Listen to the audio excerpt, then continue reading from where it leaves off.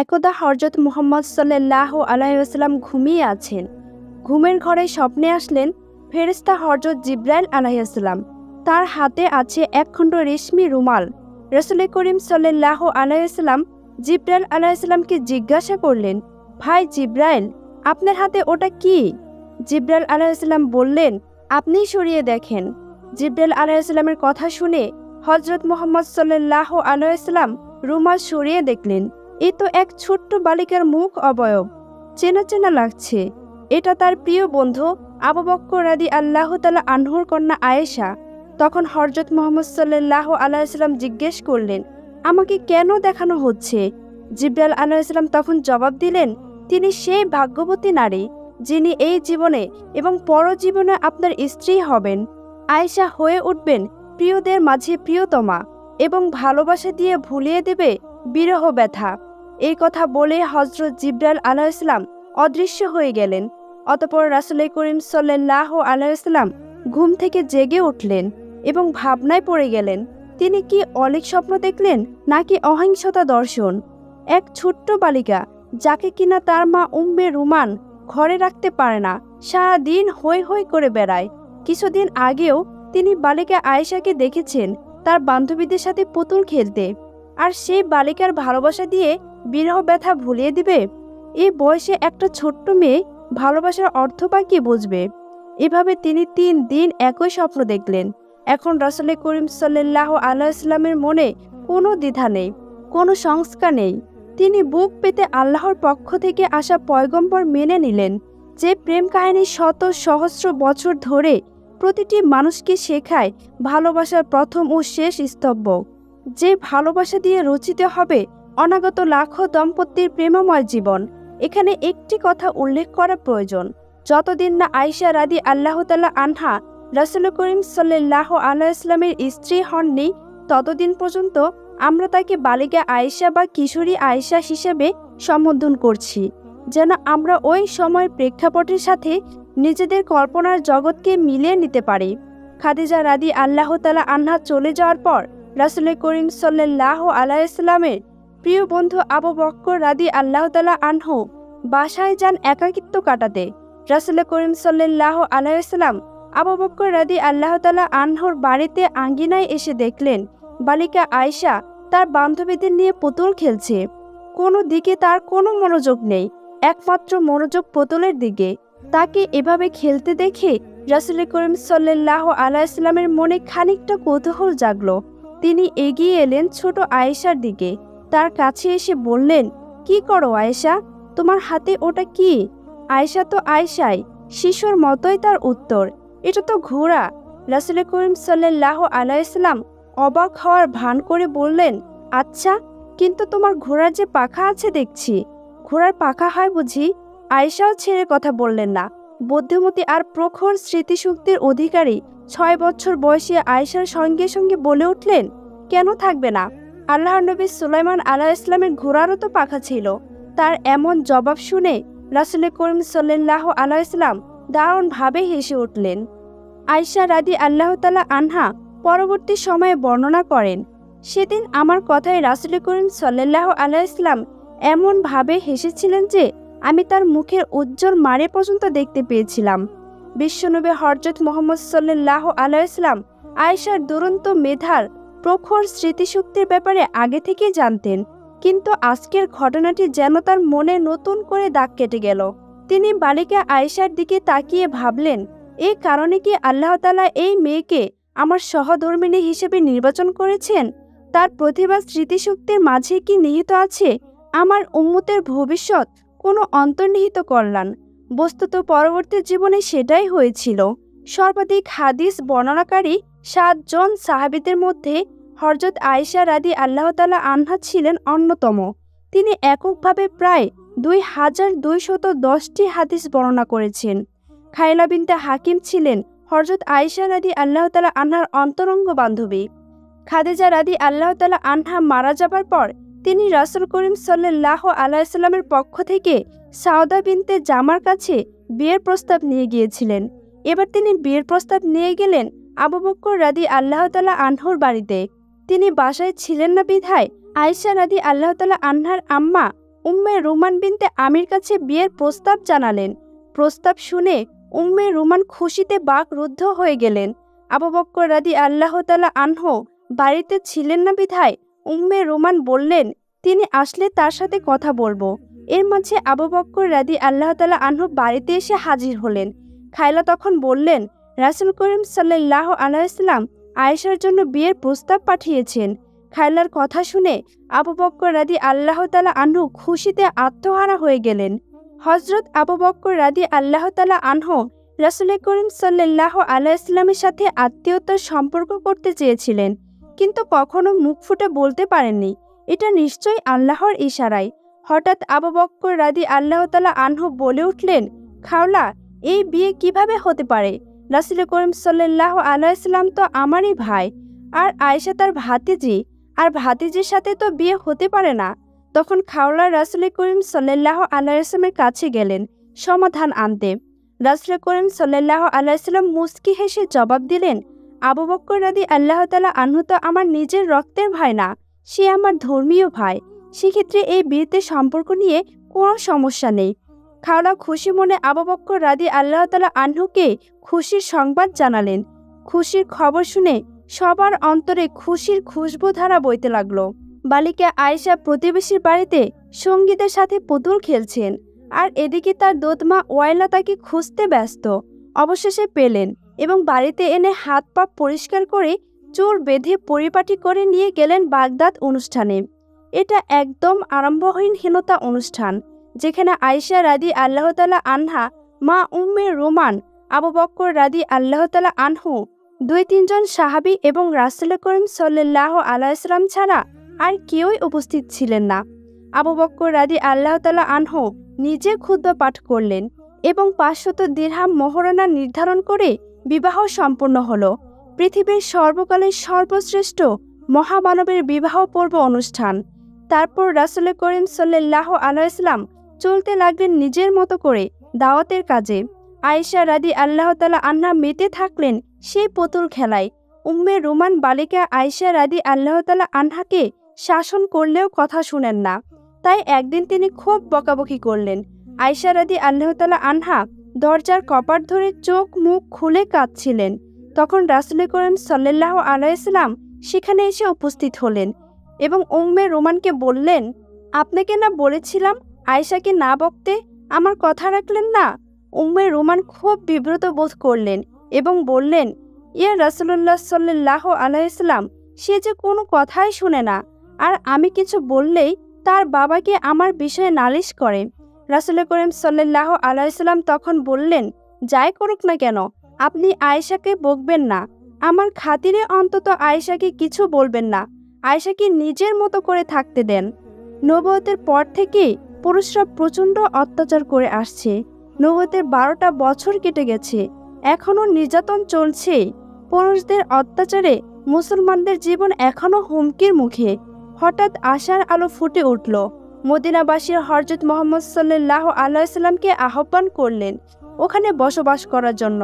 তারা সেখানে পরিপূর্ণ নিরাপত্তা দিবেন এবং তারাও ইসলামের দীক্ষায় দীক্ষিত হবেন। মদিনাবাসীর সঙ্গে গোপনে চুক্তি সম্পন্ন হওয়ার পর হযরত মুহাম্মদ সাল্লাল্লাহু আলাইহি ওয়াসাল্লাম সাহাবীদের নির্দেশ দিলেন 2-1 করে মদিনায় চলে যেতে হবে গোপনে, যাতে করে মক্কার কাফিররা জানতে না পারে। তবুও তারা জেনে গেল। এরই মধ্যে গোপনে গোপনে অনেক সাহাবীরা মক্কা থেকে মদিনায় হিজরত করে চলে গেলেন। রাসূল করিম সাল্লাল্লাহু আলাইহি ওয়াসাল্লাম মদিনায় চলে যাওয়ার ব্যাপারে মন স্থির করে ফেলেছেন, শুধু আল্লাহ তাআলার নির্দেশের অপেক্ষায়। যে দিনই নির্দেশ আসবে সেদিনই রওনা হবেন মদিনার পথে। একদিন দুপুরবেলা হযরত মুহাম্মদ সাল্লাল্লাহু আলাইহি ওয়াসাল্লাম আবু বকর রাদিয়াল্লাহু তাআলা আনহুর বাড়িতে এলেন। আজ আবার কি কারণে যেন রাসূল করিম সাল্লাল্লাহু আলাইহি ওয়াসাল্লাম তার মুখটা চাদর দিয়ে ঢেকে রেখেছেন।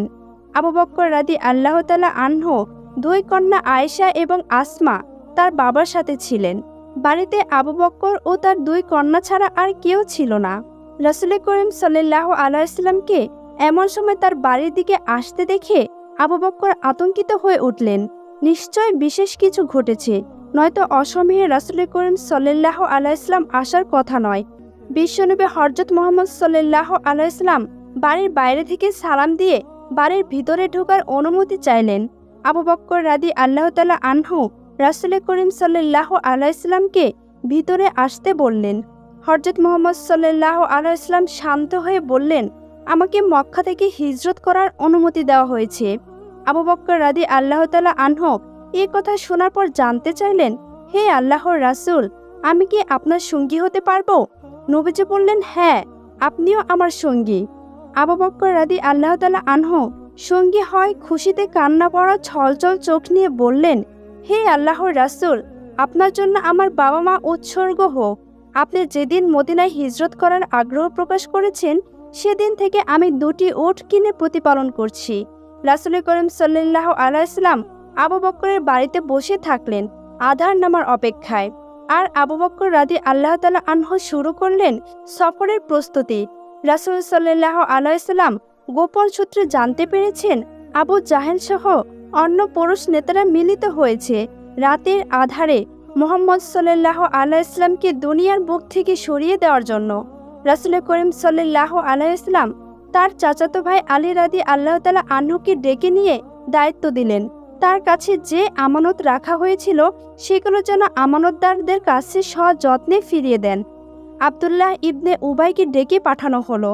আবু বকর রাদিয়াল্লাহু তাআলা আনহু 2টি উট কিনে তার কাছে পরিচর্যার জন্য রেখেছিলেন। তাকে জানিয়ে দিলেন তিনি যেন 2টি উট নিয়ে মক্কার পেছনে নিম্নভূমি নির্দিষ্ট স্থান পর্বতের পাদদেশে চলে আসেন। পরিস্থিতি শান্ত হলে সেখান থেকে তারা মদিনা পথে রওনা হবেন। আব্দুল্লাহ ইবনে উবাইকে একজন দক্ষ ও অভিজ্ঞ পথ প্রদর্শক ছিলেন। মদিনার পথ সম্পর্কে তার ভালো ধারণা ছিল। তিনি রাসূল করিম সাল্লাল্লাহু আলাইহি সাল্লাম এবং আবু বকর রাদিয়াল্লাহু তাআলা আনহুকে পথ দেখিয়ে মদিনায় নিয়ে যাবেন। রাত ঘনিয়ে এলো মক্কা নগরীতে। রাসূল করিম সাল্লাল্লাহু আলাইহি সাল্লামের চোখের পানিতে সিক্ত হয়ে আল্লাহর দরবারে প্রার্থনা করলেন। এরপর রাসূল সাল্লাল্লাহু আলাইহি সাল্লাম এবং আবু বকর রাদিয়াল্লাহু তাআলা আনহু যাত্রার জন্য প্রস্তুত হয়ে গেলেন। রাসূল করিম সাল্লাল্লাহু আলাইহি সাল্লাম শেষে একবার তাকালেন আয়েশা রাদিয়াল্লাহু তাআলা আনহার দিকে এবং একটু মুচকি হেসে বেরিয়ে গেলেন হিজরতের উদ্দেশ্যে। আব্দুল্লাহ ইবনে উবাইকে পরিকল্পনা অনুযায়ী 2টি উট নিয়ে নির্দিষ্ট স্থানে আগে থেকে এসে অপেক্ষায় ছিলেন। অতঃপর সেখানে হযরত মুহাম্মদ সাল্লাল্লাহু আলাইহি সাল্লাম এবং আবু বকর রাদিয়াল্লাহু তাআলা আনহু এসে উপস্থিত হলেন। তারপর তারা মদিনার উদ্দেশ্যে রওনা হলেন। দীর্ঘ পথ এবং অনেক বাধা বিপত্তি পেরিয়ে রাসূল করিম সাল্লাল্লাহু আলাইহি সাল্লাম এবং আবু বকর রাদিয়াল্লাহু তাআলা আনহু মদিনায় পৌঁছালেন। মদিনায় পৌঁছানোর মাস 3 পর আয়েশা রাদিয়াল্লাহু তাআলা আনহা সহ তাদের পুরো পরিবারকে মদিনায় নিয়ে আসলেন। অনেকটা সময় অতিবাহিত হয়ে গেল। শাওয়াল মাস চলছে। এতদিনে বৈচিত্র্যের নববী নির্মাণের কাজ শেষ হয়েছে। এর মধ্যে জিবরাইল আলাইহিস সালাম একদিন রাসূল করিম সাল্লাল্লাহু আলাইহি সাল্লামের কাছে এসে উপস্থিত হলেন এবং বললেন, হে আল্লাহর রাসূল, আয়েশা রাদিয়াল্লাহু তাআলা আনহা তো আপনার স্ত্রী, তাকে সসম্মানে ঘরে তুলুন। এ কথা বলে জিবরাইল আলাইহিস সালাম সেখান থেকে চলে গেলেন। পরের দিনের ঘটনা, আবু বকর রাদিয়াল্লাহু তাআলা আনহু রাসূল করিম সাল্লাল্লাহু আলাইহি সাল্লামের কাছে এসে বললেন, হে আল্লাহর রাসূল, আপনি আপনার স্ত্রীকে ঘরে তুলে নিচ্ছেন না কেন? রাসূল করিম সাল্লাল্লাহু আলাইহি সাল্লাম খানিকটা বিব্রত বোধ করলেন। তবে তিনি স্পষ্ট করেই বললেন, আমি মোহরের ব্যাপারে ভাবছি। এই মুহূর্তে মোহর পরিশোধের ক্ষমতা আমার নেই। রাসূলুল্লাহ সাল্লাল্লাহু আলাইহি সাল্লামের এমন কথায় আবু বকর রাদিয়াল্লাহু তাআলা আনহু মোটেও অবাক হলেন না, বরং তিনি মনে মনে খুশি হলেন। রাসূল করিম সাল্লাল্লাহু আলাইহি সাল্লামের কাছে যে এই মুহূর্তে মোহর আদায় করার মতো অর্থ নেই সেটা তিনি খুব ভালো করে জানতেন। তিনি রাসূলুল্লাহ সাল্লাল্লাহু আলাইহি সাল্লামের সামনে মোহর বাবদ 500 দিরহাম পেশ করলেন। রাসূল করিম সাল্লাল্লাহু আলাইহি সাল্লাম আবু বকরের ভালোবাসা গ্রহণ করলেন এবং দিরহামগুলো পাঠিয়ে দিলেন বাগদত্তা স্ত্রী আয়েশা রাদিয়াল্লাহু তাআলা আনহার কাছে। বিয়েতে যখন আর কোনো বাধা রইল না, তখন আবু বকর রাদিয়াল্লাহু তাআলা আনহু আর একটি কাজ সমাধা করার প্রতি মনোযোগী হলেন। তিনি মসজিদে নববীর কাছে নিজের পরিবারের জন্য একটি বাড়ি নির্মাণ করার উদ্যোগ নিলেন। শুধু তাই নয়, তিনি আয়েশা রাদিয়াল্লাহু তাআলা আনহার জন্য মসজিদের উত্তর দরজা লাগোয়া একটি ছোট্ট ঘর তৈরির বন্দোবস্ত করলেন, যেন রাসূল করিম সাল্লাল্লাহু আলাইহি সাল্লাম আয়েশা রাদিয়াল্লাহু তাআলা আনহার সঙ্গে তার একান্ত সময়গুলো সেখানে কাটাতে পারেন। তখন আয়েশা রাদিয়াল্লাহু তাআলা আনহার বয়স ছিল ৯ বছর। বিয়ের ছোটখাটো আনুষ্ঠানিকতার ব্যবস্থা করা হয়েছে, কিন্তু আয়েশা রাদিয়াল্লাহু তাআলা আনহা বাড়িতে নেই। উম্মে রোমান আয়েশা রাদিয়াল্লাহু তাআলা আনহাকে সখীদের সাথে দোলনায় দোল খেতে দেখে ডেকে নিয়ে আসলেন এবং হাত মুখ ধুয়ে পরিপাটি করে অনুষ্ঠানে নিয়ে আসলেন। সেখানে আরও মহিলারা উপস্থিত ছিলেন। তারা আয়েশা রাদিয়াল্লাহু তাআলা আনহাকে স্বাগত জানালেন এবং বললেন, তোমার আগমন কল্যাণময় হোক। কিন্তু আয়েশা রাদিয়াল্লাহু তাআলা আনহা কিছুই বুঝতে পারছিলেন না। একটু পর রাসূল করিম সাল্লাল্লাহু আলাইহি ওয়াসাল্লাম যখন ঘরে প্রবেশ করলেন, তখন আয়েশা রাদিয়াল্লাহু তাআলা আনহা বুঝতে পারলেন যে আজকে তার বিয়ের আনুষ্ঠানিকতা পালন করা হচ্ছে। অনুষ্ঠান সাদাসিধে, আলাদা কোনো ব্যবস্থা করা হয়নি বিয়ে উপলক্ষে। রাসূল করিম সাল্লাল্লাহু আলাইহি ওয়াসাল্লামের বিয়ের অনুষ্ঠান হচ্ছে, এই খবর শুনে খাজরাজ গোত্রের নেতা সাদ ইবনে উবাদা এক পেয়ালা দুধ ও সামান্য কিছু খাবার নিয়ে হাজির হলেন। এই দুধটুকু দিয়ে বড় বধূর শুভ বন্ধন সূচিত হলো। রাসূল সাল্লাল্লাহু আলাইহি ওয়াসাল্লাম পেয়ালাটি হাতে নিয়ে সামান্য কিছু দুধ পান করে আয়েশা রাদিয়াল্লাহু তাআলা আনহার দিকে হাত বাড়িয়ে দিলেন। আয়েশা রাদিয়াল্লাহু তাআলা আনহা লজ্জায় রাসূলের হাত থেকে পেয়ালাটি নিতে চাচ্ছিলেন না। সেখানে উপস্থিত মহিলার কথায় আয়েশা রাদিয়াল্লাহু তাআলা আনহা কিছুটা সাহস পেয়ে রাসূল করিম সাল্লাল্লাহু আলাইহি ওয়াসাল্লামের হাত থেকে দুধের পেয়ালাটি নিয়ে মুখে তুললেন। এক চুমুক পান করে আয়েশা রাদিয়াল্লাহু তাআলা আনহা পেয়ালাটি নিচে নামিয়ে রাখলেন। এই সাদাসিধে অনুষ্ঠান শেষে আয়েশা রাদিয়াল্লাহু তাআলা আনহাকে মসজিদের সাথে লাগানো নবনির্মিত প্রাসাদে রেখে আসা হলো। এতটা সাধারণভাবে শুরু হলো সর্বশ্রেষ্ঠ মানুষের প্রেমময় সংসার জীবন। ছোট্ট একটা ঘর, চারপাশের দেওয়ালও মাটির তৈরি। দাঁড়ালে ঘরের ছাদ ছুঁতে পারবে। ছাদের ছাউনি খেজুর পাতা ও খেজুর ডালের তৈরি। বৃষ্টির পানি থেকে বাঁচার জন্য ছাউনির উপরে কম্বল জাতীয় কাপড় বিছানো হয়েছে। এই ঘরটি রাসূল করিম সাল্লাল্লাহু আলাইহি ওয়াসাল্লামের প্রিয়তমা উম্মুল মুমিনিন আয়েশা বিনতে আবু বকর রাদিয়াল্লাহু তাআলা আনহুর বাসর ঘর। এই ঘরে শুরু হলো আয়েশা রাদিয়াল্লাহু তাআলা আনহার সংসার জীবন। পরবর্তী সময়ে এই ঘরই হয়ে উঠেছিল উম্মতে মুহাম্মদের জ্ঞান সাধনার বাতি ঘর। এই ঘর থেকে আয়েশা রাদিয়াল্লাহু তাআলা আনহা লাভ করেছিলেন ইসলামের সেই আলো, যা প্রজন্মের পর প্রজন্ম আলোকিত করে রেখেছে মুসলিম উম্মার বৈশ্বিক জীবনাচর। ঘরের আসবাবপত্র বলতে ঘুমানোর জন্য একটি নিজ চৌকি, একটি চাটাইয়ের বিছানা, খেজুরের পাতা কেটে বিশেষ প্রক্রিয়ায় বানানো একটি বালিশ, খেজুর ও জব রাখার জন্য দুটি পাত্র, পানি রাখার একটি পাত্র এবং পানি খাওয়ার একটি পেয়ালা এবং বাতি জ্বালানোর একটি বাতিদান। তখন তেল দিয়ে বাতি জ্বালানোর প্রচলন ছিল, কিন্তু প্রায় এমন হতো যে মাস চলে যেত কিন্তু বাতি জ্বালানোর জন্য তেলের ব্যবস্থা হতো না। চাঁদের আলোতে কেটে যেত ভরা পূর্ণিমা কিংবা আধার অমাবস্যা। বস্তুত রান্নার জন্য তেল থাকতো না যাদের ঘরে, তারা বাতি জ্বালানোর তেল পাবেন কোথা থেকে? এই ছিল রাসূল করিম সাল্লাল্লাহু আলাইহি ওয়াসাল্লামের প্রিয়তমার ঘরের আসবাবপত্র ও চালচিত্র। আয়েশা রাদিয়াল্লাহু তাআলা আনহা বলেন, যদি আমাদের বাতি জ্বালানোর তেল থাকতো তবে তো সেটা দিয়েই আমরা রান্নার কাজ সেরে ফেলতে পারতাম। চুলা জ্বলত না মাসের পর মাস। কোনো সাহাবী কিছু হাদিয়া দিলে সেটাই হতো নবী পরিবারের এক বেলার খাবারের আয়োজন। সাহাবীরা হাদিয়া যা দিতেন তার সামান্য 2-4টা খেজুর কিংবা এক পেয়ালা দুধ অথবা 2-1টি রুটি। কিন্তু ভালোবাসার কমতি ছিল না আয়েশা রাদিয়াল্লাহু তাআলা আনহার এই ছোট্ট জীর্ণ কুটিরে। সামান্য খাবার হলেও দুজনে একসাথে খেতে বসতেন। অন্ধকারে খাবার খাওয়ার সময় একই খাবারে হাত পড়ে যেত দুজনারই। কখনো মাংস জাতীয় খাবার খেলে আয়েশা রাদিয়াল্লাহু তাআলা আনহা চিবানো হাড়গুলো রাসূল করিম সাল্লাল্লাহু আলাইহি ওয়াসাল্লাম আবার চিবিয়ে খেতেন। পানি খাওয়ার পেয়ালায় আয়েশা রাদিয়াল্লাহু তাআলা আনহা যেখানে মুখ লাগিয়ে পানি পান করতেন, রাসূল করিম সাল্লাল্লাহু আলাইহি ওয়াসাল্লাম দেখে দেখে সেই স্থানে মুখ লাগিয়ে পানি পান করতেন। এই ছিল তাদের দাম্পত্য ভালোবাসা। রাসূল সাল্লাল্লাহু আলাইহি ওয়াসাল্লাম ঘরে এসে আয়েশা রাদিয়াল্লাহু তাআলা আনহা বা অন্য স্ত্রীদের জিজ্ঞাসা করতেন, ঘরে খাওয়ার মতো কিছু আছে কি? যখন শুনতেন যে খাওয়ার মতো কিছুই নেই, তখন রাসূল করিম সাল্লাল্লাহু আলাইহি ওয়াসাল্লাম নির্দ্বিধায় বলে দিতেন, আজ তবে আমি রোজা রেখে দিলাম। এ কথা বলে তিনি ইবাদতে মগ্ন হয়ে পড়তেন। মসজিদের পূর্ব পাশের দেয়ালের সাথে লাগানো ছিল ঘরের দরজা।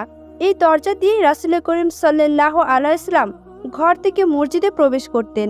অনেক সময় রাসূল সাল্লাল্লাহু আলাইহি ওয়াসাল্লাম যখন মসজিদে অবস্থান করতেন, তখন মসজিদ থেকে মাথা বাড়িয়ে দিতেন মা আয়েশার ঘরের দরজার দিকে।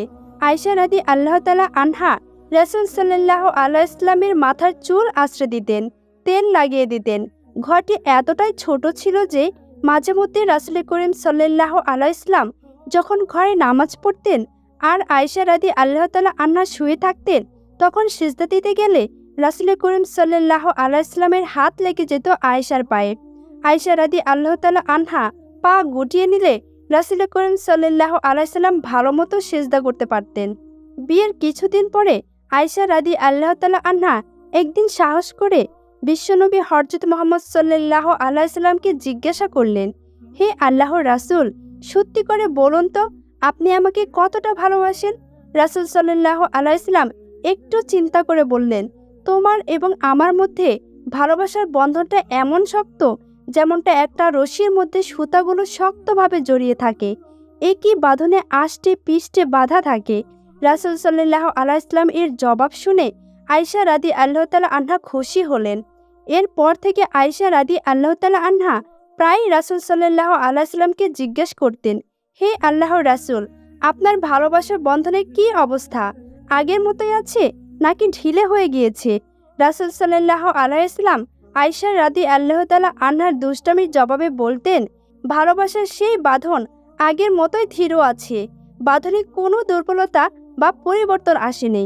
আয়েশা রাদিয়াল্লাহু তাআলা আনহা পিতা আবু বকর রাদিয়াল্লাহু তাআলা আনহু একদিন রাসূল সাল্লাল্লাহু আলাইহি ওয়াসাল্লামের ঘরের পাশ দিয়ে যাচ্ছিলেন। হযরত মুহাম্মদ সাল্লাল্লাহু আলাইহি ওয়াসাল্লামের সামনে মেয়ের উঁচু গলার কথা শুনে তিনি থমকে দাঁড়ালেন। আজ পর্যন্ত তিনি রাসূল করিম সাল্লাল্লাহু আলাইহি ওয়াসাল্লামের সামনে উঁচু গলায় কথা বলা তো দূরের কথা, তার কোনো কথার দ্বিমত পর্যন্ত করেননি। আর তার এইটুকু মেয়ে আয়েশা কিনা রাসূল করিম সাল্লাল্লাহু আলাইহি ওয়াসাল্লামের সামনে রাগ দেখিয়ে কথা বলছে। তিনি ক্রোধান্বিত হয়ে ঘরে প্রবেশ করলেন এবং আয়েশা রাদিয়াল্লাহু তাআলা আনহার গায়ে হাত তোলার চেষ্টা করলেন। কিন্তু তখনই রাসূল করিম সাল্লাল্লাহু আলাইহি ওয়াসাল্লাম আয়েশাকে তার পিছনে আড়াল করে নিলেন। হযরত মুহাম্মদ সাল্লাল্লাহু আলাইহি ওয়াসাল্লামের শাসন করতে বাধা দেওয়ায় আয়েশা রাদিয়াল্লাহু তাআলা আনহুকে শুধু ধমক দিয়ে আবু বকর রাদিয়াল্লাহু তাআলা আনহু বাইরে চলে গেলেন।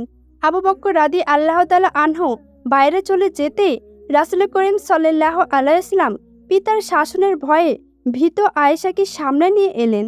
তার চোখের দিকে তাকিয়ে বললেন, দেখলে কিভাবে তোমাকে তোমার বাবার হাত থেকে রক্ষা করলাম, নয়তো আজকে তুমি মার খেয়ে মাটিতে শুয়ে পড়তে।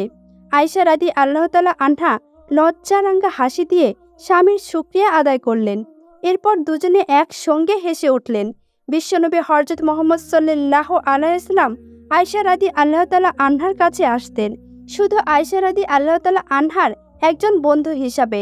নিজেকে আয়েশা রাদিয়াল্লাহু তাআলা আনহার ভালোবাসার সামনে সমর্পণ করে দিতেন। আয়েশা রাদিয়াল্লাহু তাআলা আনহা বলেন, অনেক সময় রাসূল করিম সাল্লাল্লাহু আলাইহি ওয়াসাল্লাম গোসল করে এসে শীতে কাঁপতেন। তখন তিনি আয়েশাকে বলতেন তাকে একটু উষ্ণতা দেওয়ার জন্য। আয়েশা রাদিয়াল্লাহু তাআলা আনহা তাকে নিজের শরীরের সঙ্গে জড়িয়ে নিয়ে উষ্ণতা দিতেন। আয়েশা রাদিয়াল্লাহু তাআলা আনহার ঘরে কম্বল ছিল মাত্র একটি কম্বলের নিচে দুজন ঘুমাতেন। কখনো কম্বলের এক পাশ আয়েশা রাদিয়াল্লাহু তাআলা আনহা গায়ে দিয়ে ঘুমিয়ে থাকলে রাসূল করিম সাল্লাল্লাহু আলাইহি ওয়াসাল্লাম অপর পাশে নামাজ পড়তেন। একদিন রাসূল করিম সাল্লাল্লাহু আলাইহি ওয়াসাল্লাম দোয়া করলেন, হে আমার পালনকর্তা, আমাকে নিষ্ঠার সঙ্গে থাকতে দিন, নিঃস্ব হিসাবে আমার মৃত্যু দিন এবং কিয়ামতের দিন আমি যেন নিঃস্ব হয়ে আপনার সামনে দাঁড়াতে পারি। আয়েশা রাদিয়াল্লাহু তাআলা আনহা রাসূল করিম সাল্লাল্লাহু আলাইহি ওয়াসাল্লামের এমন দোয়া শুনে জিজ্ঞেস করলেন, হে আল্লাহর রাসূল, এমন কেন বলছেন? রাসূল করিম সাল্লাল্লাহু আলাইহি ওয়াসাল্লাম জবাব দিলেন, কারণ হলো নিঃস্বরা দিনের চেয়ে 40 বছর আগে জান্নাতে প্রবেশ করবেন। হে আয়েশা, গরিব এবং অসহায়দের ভালোবাসো, তাদের নিজের মতো করে আগলে রাখো, তাহলে কিয়ামতের দিন আল্লাহ তোমার মর্যাদা বাড়িয়ে দিবেন। এক রাতে রাসূল করিম সাল্লাল্লাহু আলাইহি ওয়াসাল্লাম এবং আয়েশা রাদিয়াল্লাহু তাআলা আনহা ঘুমিয়েছিলেন।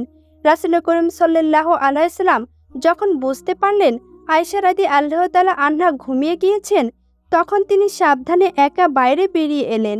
আয়েশা রাদিয়াল্লাহু তাআলা আনহা ঘুমান নেই। এতক্ষণে ঘুমের ভান করে শুয়েছিলেন।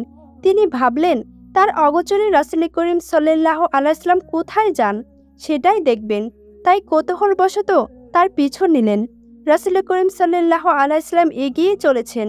চলতে চলতে তিনি মসজিদের নববী থেকে একটু দূরে অসংখ্য সাহাবীর কবরস্থান বাকিতে এসে পৌঁছালেন।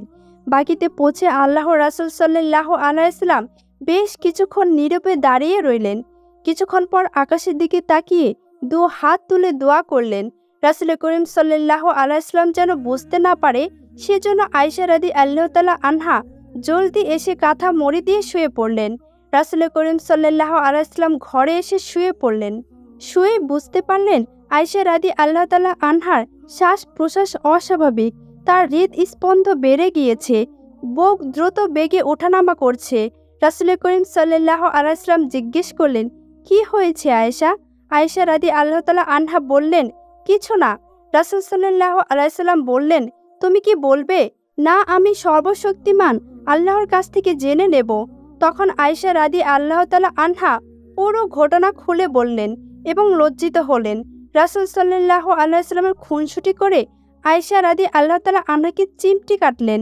আয়েশা রাদিয়াল্লাহু তাআলা আনহা মৃদু ব্যথায় হেসে উঠলেন। এরপর রাসূল করিম সাল্লাল্লাহু আলাইহি ওয়াসাল্লাম বললেন, হে আয়েশা, কখনো এমন ধারণা করো না যে আল্লাহর রাসূল তোমার সঙ্গে বেইনসাফি করবেন। এমন অনেক রাতই হয়েছে। আয়েশা রাদিয়াল্লাহু তাআলা আনহা দেখলেন রাসূল সাল্লাল্লাহু আলাইহি ওয়াসাল্লাম পাশে নেই। অতঃপর আয়েশা রাদিয়াল্লাহু তাআলা আনহা চোখ ফেরাতেই দেখতে পেলেন তিনি রবের সামনে সিজদারত অবস্থায় রয়েছেন। প্রিয় দর্শক, এই ছিল আম্মাজান আয়েশা রাদিয়াল্লাহু তাআলা আনহার জীবনী থেকে প্রথম পর্ব। এই পর্বটি যদি আপনাদের কাছে ভালো লেগে থাকে তাহলে অবশ্যই ভিডিওটিতে একটি লাইক দিয়ে চ্যানেলটিকে সাবস্ক্রাইব করে আপনার মূল্যবান মতামতটি কমেন্ট বক্সে জানিয়ে দিন।